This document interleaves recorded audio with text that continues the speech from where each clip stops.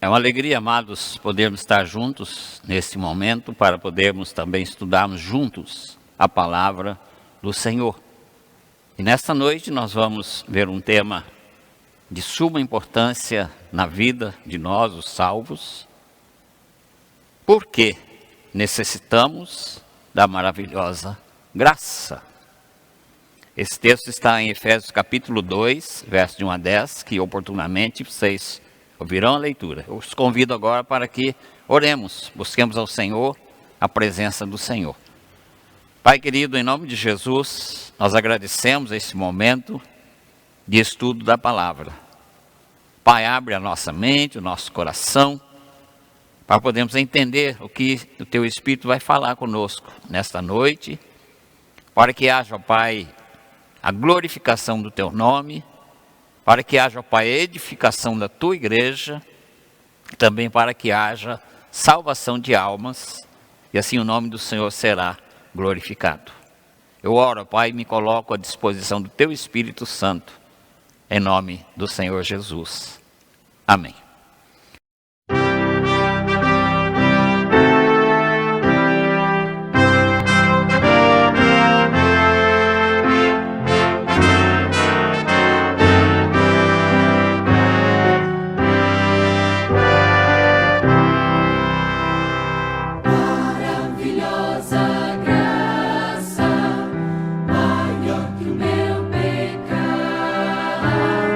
Como poder cantar.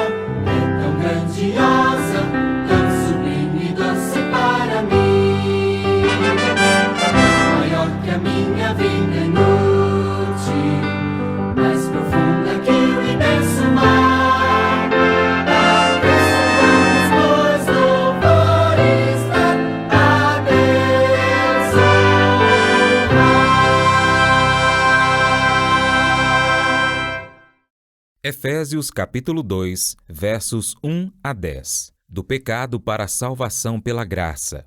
Ele vos deu vida, estando vós mortos nos vossos delitos e pecados, nos quais andastes outrora, segundo o curso deste mundo, segundo o príncipe da potestade do ar, do espírito que agora atua nos filhos da desobediência, entre os quais também todos nós andamos outrora, segundo as inclinações da nossa carne, fazendo a vontade da carne e dos pensamentos. E éramos, por natureza, filhos da ira, como também os demais.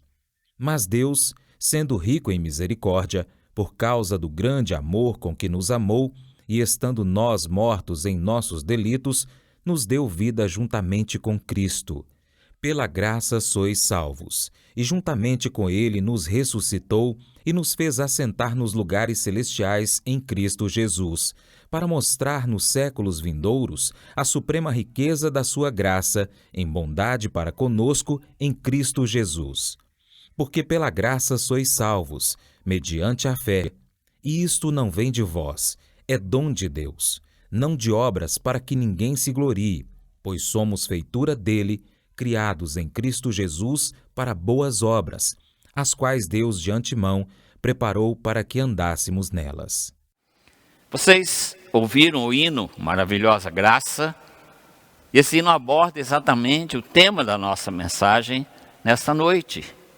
A sua primeira frase diz assim: maravilhosa graça, maior que o meu pecar. A segunda, maravilhosa graça, traz vida perenal. A terceira, maravilhosa graça, com ricas bênçãos, traz. E o estribilho diz assim: graça com maravilhosa, a graça de Jesus. Alta como o firmamento, alta e sem fim. Graça com maravilhosa, suficiente a mim. É maior que a minha vida inútil. É maior que o meu pecado vil.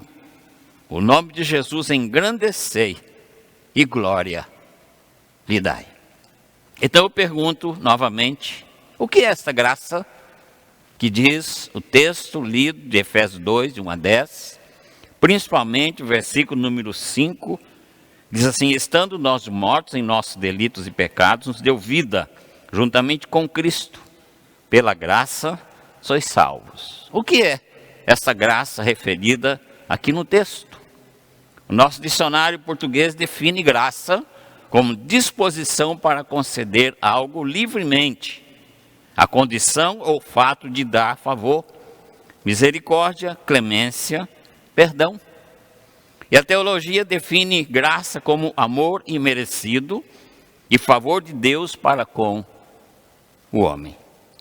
Isto trata, irmãos amados, sobre a influência divina de Deus na sua vida e na minha vida para mudar a nossa natureza pecaminosa e nos tornar puros e justificados diante desse Deus santo e justo. Por isso nós temos necessidade, eu tenho, você tem, nós temos necessidade dessa maravilhosa graça, por causa das 3 etapas da nossa vida: presente, passado e futuro. E nosso texto apresenta essas 3 etapas. Passado. O que éramos no passado? O texto diz que nós estávamos mortos em delitos e pecados. E essa palavra mortos aqui, queridos, fala em relação a Deus. Ou seja, morte espiritual. E a palavra delito indica um estado. Então, o nosso estado é um estado de morte espiritual. E o apóstolo Paulo diz que o homem, por natureza adquirida, ele é pecaminoso. Veja o que diz Romanos, capítulo 5, verso 11. E não apenas isto, mas também nos gloriamos em Deus, por nosso Senhor Jesus Cristo, por intermédio de quem recebemos agora a reconciliação. Através, queridos, do nascimento físico, o homem vem ao mundo com essa natureza pecaminosa. Mas para entrar no reino de Deus, ele precisa nascer de novo. Veja o que Jesus diz em conversa com Nicodemos, no texto de João, capítulo 3, versos 3 a 5. Diz assim: A isto respondeu Jesus: em verdade te digo, se alguém não nascer de novo, não pode ver o reino de Deus. Perguntou-lhe Nicodemos: como pode um homem nascer sendo velho? Pode porventura voltar ao ventre materno e nascer segunda vez?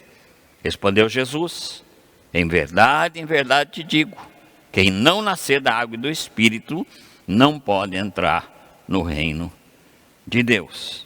Então, queridos, essa ideia de vida na Bíblia, em geral, é o nosso estado de comunhão com Deus. E a ideia de morte é separação de Deus. Então, vida, comunhão com Deus. Morte, o estado de separação de Deus. É o que aconteceu com Adão, com nossos primeiros pais, logo após a queda. Então, se tornou espiritualmente morto. O Senhor Jesus, que Paulo chama de segundo Adão, o último Adão, então através dele, nós somos espiritualmente vivificados, ou seja, recebemos uma nova vida, e nessa nova vida nós temos comunhão com Deus. Veja comigo o texto de 1 Coríntios, capítulo 15, versos 45 a 48. Diz assim a palavra: pois assim está escrito, o primeiro homem, Adão, foi feito alma vivente. O último Adão, porém, é espírito vivificante. Mas não é o primeiro espiritual, sim o natural, depois o espiritual. O primeiro homem formado da terra é terreno. O segundo homem é do céu. Como foi o primeiro homem, o terreno, tais são também os demais homens terrenos. E como é o celestial, também os celestiais. Então veja aí que em Adão nós estávamos mortos em nossos delitos e pecados. Mas em Cristo nós somos vivificados e agora nos tornamos seres celestiais. E o texto continua dizendo que no outro tempo, ou seja, no passado, a vida sem Jesus, uma vida sem comunhão com Deus, uma vida morta em delitos e pecados. Diz o texto que nós andamos em outro tempo. E o verbo andar significa ação, significa movimento. Então todos os nossos passos, sem Jesus, mortos em delitos e pecados, eram inseguros e tristes. É o que a gente vê hoje, a realidade de muitas pessoas que ainda não têm Jesus como Salvador e Senhor, ainda não foram alcançados pela maravilhosa graça, são pessoas inseguras, são pessoas tristes, pessoas apavoradas. E o texto diz que a pessoa que está morta em delitos e pecados, ela anda segundo o curso deste mundo. E este termo, curso deste mundo, significa estar sem destino. Ela está sob o domínio do mundo.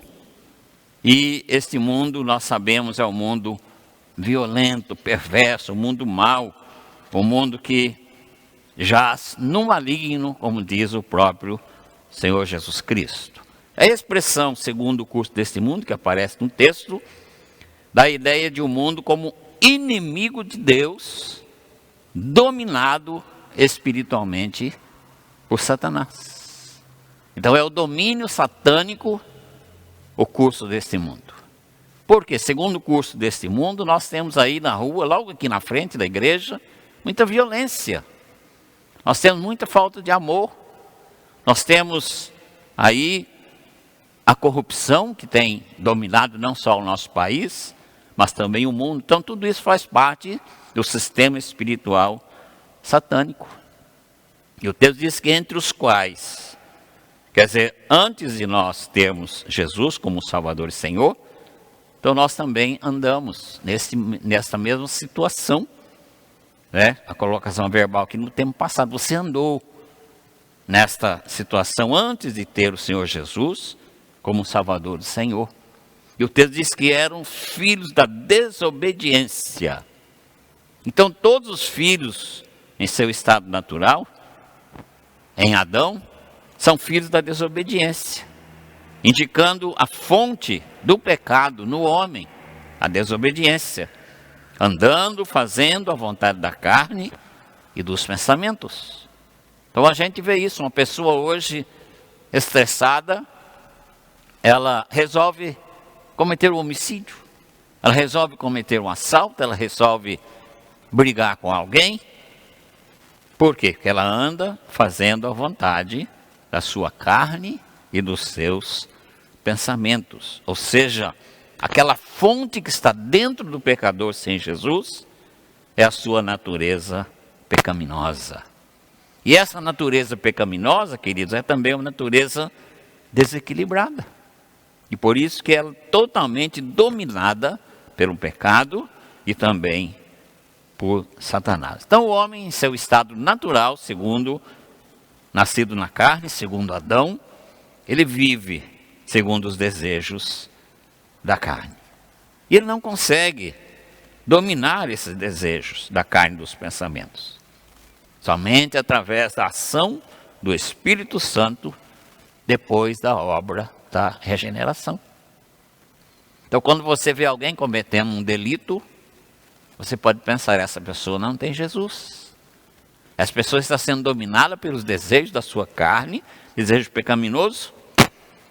E no momento em que essa pessoa é alcançada pela maravilhosa graça, ela é nascida de novo. E a sua vida agora não é mais dominada pelos seus desejos, pela sua carne, mas sim dominada pelo Espírito Santo. Veja o que diz Paulo, Gálatas capítulo 5, versos 16 a 18. Digo, porém, andai no Espírito, e jamais satisfareis a concupiscência da carne, porque a carne milita contra o Espírito, e o Espírito contra a carne, porque são opostos entre si, para que não façais o que porventura seja do vosso querer. Mas se sois guiados pelo Espírito, não estáis sobre a lei. Aparece aqui a expressão filhos da ira. E o que significa filhos da ira? Aparecem outras expressões na Bíblia que têm esse mesmo sentido. Filhos da desobediência, filhos da morte, filhos da perdição, filhos do inferno. Podemos dizer filhos de Satanás. São expressões que mostram a paternidade do mal, que é Satanás. Lutero disse uma vez que o homem é dominado como um animal de sela, como um cavalo, por quem está montado sobre ele. Se estiver montado sobre ele Satanás, ele vai ter tendência para o mal. Se ele estiver com Jesus Cristo conduzindo a sua vida, ele vai ter os seus desejos somente para o bem. Entretanto, amados, deixam de ser filhos da ira os que estão colocados pela maravilhosa graça debaixo do sangue purificador e expiador do Senhor Jesus. Por quê? Temos necessidade dessa maravilhosa graça. Primeiramente, por causa do nosso passado. Éramos, sem Jesus, mortos em delitos e pecados e filhos de Satanás. Por isso você precisa, eu preciso, nós precisamos da maravilhosa graça, por causa do nosso passado. Mas também precisamos da maravilhosa graça por causa do nosso presente. O que somos agora? O versículo 4 do nosso texto diz, mas Deus sendo rico em misericórdia. Ou seja, a visão maravilhosa do estado espiritual daquele que foi agraciado pela obra de Deus em sua vida. Você que foi alcançado pela maravilhosa graça, fala que Deus sendo rico em misericórdia, Ele te alcançou em Cristo Jesus. Então nós temos aqui a grandiosidade do amor de Deus. Dos versos 1 a 3 do nosso texto, nós vimos a triste condição de pecado da humanidade. Mas agora Deus começa a entrar em ação a favor dos que buscam a sua misericórdia. E nós podemos glorificar a Deus, porque Ele interrompe a minha e a sua história. Nós temos a vida sem Jesus, depois a vida com Jesus. Uma história interrompida, inicia-se uma nova história. Ou seja, Deus abre os seus mananciais com suas ricas misericórdias para alcançar os homens, para alcançar você e alcançar a mim. A palavra misericórdia, queridos, ela é composta de duas outras palavras do latim, que é a palavra misere e a palavra cordis, que respectivamente significam misericórdia e coração. Então, colocar um miserável no coração. Veja que coisa maravilhosa. Deus pega você, Deus pega a mim, pessoas miseráveis, e Ele nos coloca no seu coração através da pessoa maravilhosa do Senhor Jesus Cristo. Portanto, podemos afirmar que Deus nos amou e nos colocou no seu coração. E há um profundo desejo, amados, no coração de Deus, de que todos os homens sejam alcançados, salvos e restaurados. Então nós sabemos que a manifestação desta misericórdia, ela prova o grande amor de Deus e é o desejo dele para que todos sejam beneficiados. O coração da Bíblia que nós chamamos, João 3,16, diz assim: porque Deus amou ao mundo de tal maneira que deu seu Filho unigênito, para que todo aquele que nele crê não pereça, mas tenha a vida eterna. E o versículo 5 do nosso texto diz assim: e estando nós mortos em nossos delitos, nos deu vida juntamente com Cristo. Pela graça sois salvos. Ou seja, nos fez viver em Cristo Jesus. Deus nos fez viver através da maravilhosa graça, com aquele mesmo poder que levantou Jesus da sepultura na sua ressurreição.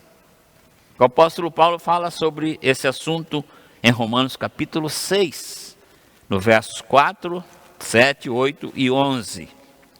Diz assim a palavra: fomos, pois, sepultados com ele na morte pelo batismo, para que, como Cristo foi ressuscitado dentre os mortos, pela glória do Pai, assim também andemos nós em novidade de vida. Porquanto quem morreu está justificado do pecado. Ora, se já morremos com Cristo, cremos que também com ele viveremos. Assim também vós considerai-vos mortos para o pecado, mas vivos para com Deus em Cristo Jesus. Então o texto diz assim que pela morte de Jesus, nós morremos com ele. A hora que lá na cruz ele, de braços abertos, diz: Pai, nas tuas mãos entrego o meu espírito. E ele diz assim: tudo está consumado. E diz o texto que ali entregou a sua morte. Nós morremos ali com ele. Mas um domingo de madrugada, houve aquele grande terremoto e a pedra do sepulcro se abriu e Jesus ressuscitou. E nós também ressuscitamos com ele. Pela graça sois salvos. E essa nossa ressurreição, queridos, ela é espiritual. Por quê? Porque ela indica a nova vida recebida. Pela cruz, morremos para o pecado. E pela ressurreição, ganhamos nova vida em Cristo Jesus. Pela graça, sois salvos. Essa é a maravilhosa graça de Deus revelada na pessoa de Jesus Cristo. Versículo 6 do nosso texto diz: e nos fez assentar nos lugares celestiais em Cristo Jesus. Veja que coisa maravilhosa. Aqui o texto indica a nova cidadania do salvo, da pessoa que foi alcançada pela maravilhosa graça. O texto diz que nós somos cidadãos do céu. Aleluia, glória a Deus por isso, que somos cidadãos do céu. E Paulo, escrevendo aos Filipenses, capítulo 3, verso 20, ele diz: pois a nossa pátria está nos céus, e onde também aguardamos o Salvador, o Senhor Jesus Cristo. E nos fez assentar nos lugares celestiais em Cristo Jesus. O que significa lugares celestiais? É o nível fora deste mundo no qual somos colocados na condição de novas criaturas. Portanto, queridos, a contínua comunhão do salvo com o Senhor Jesus lhe dá já, nesta vida, uma posição celestial, que será alcançada a sua plenitude na volta do Senhor Jesus. Já estamos hoje assentados espiritualmente com o Senhor Jesus nos lugares celestiais. Isso vai se tornar algo concreto na volta do Senhor Jesus Cristo. Estamos assentados nele. Isso é, fazemos parte do seu corpo glorioso, que é a sua igreja. Portanto, amados, você e eu não devemos nos submeter ao sistema mundano sobre o qual Paulo aconselha, e não vos conformeis com este século. O que é não conformar? É você não entrar na forma do mundo. É como se o mundo colocasse uma forma, dizendo você vai viver segundo essa forma. Mas Paulo diz, não vos conformeis, ou seja, não entre nessa forma, não viva nesta forma do mundo. Por isso nós temos necessidade da maravilhosa graça. Então nós estamos vendo 3 etapas da maravilhosa graça de Deus. Por que necessitamos da maravilhosa graça de Deus? Primeiramente por causa do nosso passado. Nós vimos que no passado éramos mortos em delitos e pecados, sem Jesus Cristo, filhos da ira, condenados. Nós vimos que, e pela graça, fomos salvos. Nós vimos no presente que somos cidadãos do reino dos céus. Você está aqui hoje, caminhando neste mundo, vivendo neste mundo, trabalhando neste mundo, servindo ao Senhor neste mundo, mas com uma nova cidadania. Você não é deste mundo. Por isso, amados, que Paulo diz que nós não devemos tomar a forma desse mundo, e nós somos daqui. Nós não somos deste mundo. Nossa pátria é a pátria celestial. Estamos aqui apenas de passagem, apenas como forasteiros, como peregrinos. E a terceira e última parte do nosso estudo, por que necessitamos da maravilhosa graça de Deus? Por causa do nosso futuro. O que seremos no futuro? E o verso 7 diz assim, para mostrar nos séculos vindouros. Esse é o futuro da igreja. Está falando a respeito do seu futuro, do meu futuro, como igreja do Senhor Jesus Cristo. E hoje nós somos, queridos, a demonstração da graça de Deus através do nosso testemunho aqui na terra. A sua vida, a minha vida, é a melhor Bíblia que tem para o mundo ler. O nosso testemunho de que realmente temos um compromisso com Deus e que não somos envolvidos ou não tomamos a forma deste mundo. Pela graça sois salvos. Aqui está, queridos, a fonte da salvação. A fonte da salvação, a graça de Deus. E o texto diz que, como alcançamos a salvação? Sois salvos mediante a fé. É Deus quem move o seu coração para você buscar essa graça maravilhosa em Cristo Jesus, ser alcançado por essa graça maravilhosa. Então a fé é um instrumento para se obter a salvação. E essa graça foi manifestada na pessoa do Senhor Jesus, porque Ele conquistou ali na cruz a nossa salvação. Pela graça sois salvos, diz o nosso texto. O verso 9 diz assim, não por obras. Quer dizer, a graça de Deus, essa maravilhosa graça, não é alcançada por obras. Ela é um dom de Deus. Ela é um presente de Deus para você. E você jamais vai poder comprar ou vender, ou jamais ela vai depender dos seus méritos. Nós encontramos muitas pessoas por dizer, não, Deus não vai me mandar para o inferno, eu sou uma pessoa boa. Eu não mato, não roubo, não adultero, não judio de ninguém, eu dou esmolas, eu dou cestas básicas. Isso tudo, queridos, não compra a salvação. Porque ela já foi comprada com o preço precioso do sangue do Senhor Jesus Cristo ali na cruz do Calvário. E ela é entregue de graça para você na pessoa de Jesus Cristo.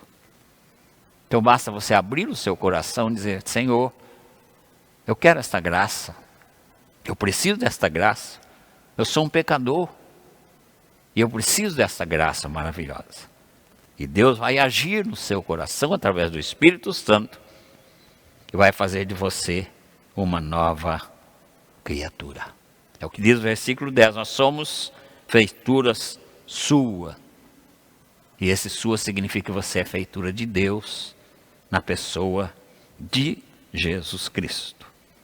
Então, lá na criação, Gênesis, nos primeiros capítulos, nós vemos Deus criando o homem ali no Éden e fez o homem à sua imagem e semelhança. Mas com a queda, com o pecado, essa imagem estragou-se. Ela foi totalmente arruinada. Então Deus, por causa do seu grande amor, Deus, através do Senhor Jesus Cristo, Ele traz um novo nascimento e nos cria agora a imagem do seu Filho.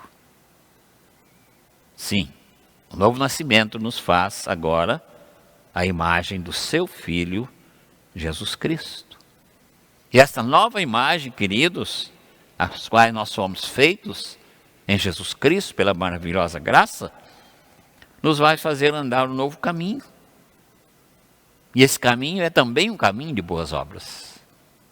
Você vai fazer boas obras automaticamente, não porque você quer ter algum benefício, não porque você quer aparecer diante das pessoas. Hoje em dia acontece muito isso, a pessoa faz um benefício e sai contando para todo mundo. Agora, se você é uma pessoa salva, uma nova criatura em Cristo Jesus, é o comum para você. E você faz assim, tranquilo, sem preocupar que alguém esteja vendo o que você está fazendo. Então, essas boas obras, elas estão presentes no coração daquele que foi regenerado e alcançado pela nova vida. E isso está, queridos, em consonância com o que Paulo ensina sobre a nossa eleição. Diz para sermos santos e irrepreensíveis perante Ele. Capítulo 1, verso 4 de Efésios. Então a nova vida que nos vem a maravilhosa graça, através da pessoa de Jesus Cristo, nos torna agora santos e irrepreensíveis. Esse é o testemunho da nossa vida como pessoas comprometidas com o Pai Celestial. Eu concluo a mensagem fazendo alguns desafios.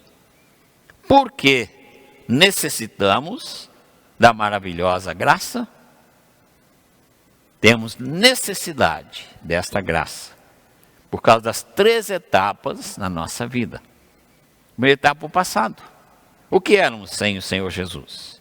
Mortos em delitos e pecados, filhos da ira, filhos de Satanás, filhos da condenação. Por causa do nosso presente, hoje, amados, somos cidadãos do reino dos céus. Por isso que não nos apegamos às coisas deste mundo. Por isso que não estamos presos às coisas deste mundo. Porque nós estamos aqui apenas de passagem. E muito breve estaremos voltando para a nossa casa, porque somos cidadãos do reino dos céus. Quanto ao nosso futuro, salvos pela graça mediante a fé, feitos novas criaturas, vamos viver como santos e irrepreensíveis. Vamos ser testemunhos dessa graça maravilhosa para as pessoas que ainda não têm Jesus, não foram ainda alcançados por essa graça maravilhosa. Portanto, não vivemos mais como cidadãos do reino dos céus sob a influência desse mundo, cheio de violência, cheio de maldade, cheio de corrupção. Quero fazer um desafio para você, um convite para você que ainda não foi alcançado por essa graça maravilhosa. Confesse seu pecado agora e abra o seu coração, abra sua mente para receber a maravilhosa graça da salvação em Cristo Jesus. Você que ainda não tem Jesus, não perca a oportunidade, faça isso agora. E você que já tem Jesus, sinta-se fortalecido pela maravilhosa graça e viva como cidadão do reino dos céus. Deus abençoe a sua vida, a minha vida, a nossa vida, e que possamos viver diante do mundo, esse mundo mau, perverso, possamos viver a maravilhosa graça de Deus em Cristo Jesus. E vivendo e anunciando e divulgando essa graça maravilhosa que o Filho do Homem veio buscar e salvar o que se havia perdido. Que Deus nos abençoe. Vamos orar. Pai, nós te louvamos, porque fomos alcançados pela maravilhosa graça na pessoa do Senhor Jesus Cristo. Graça essa que nos faz cidadãos do reino dos céus, não mais cidadãos deste mundo. Graça esta que nos faz ter uma vida de testemunho. Graça essa que faz com que a gente não viva mais sob a pressão deste mundo, tomando a forma ou a fama deste mundo, mas vivemos neste mundo porque temos de passar por aqui e temos uma missão a cumprir, que é a missão de falar e viver a maravilhosa graça em Cristo Jesus. Pai, te agradecemos por essa oportunidade, por esse momento de estudo da tua palavra. Que teu Espírito trabalhe cada coração para a honra e glória do teu nome. Oramos em nome do Senhor Jesus. Amém.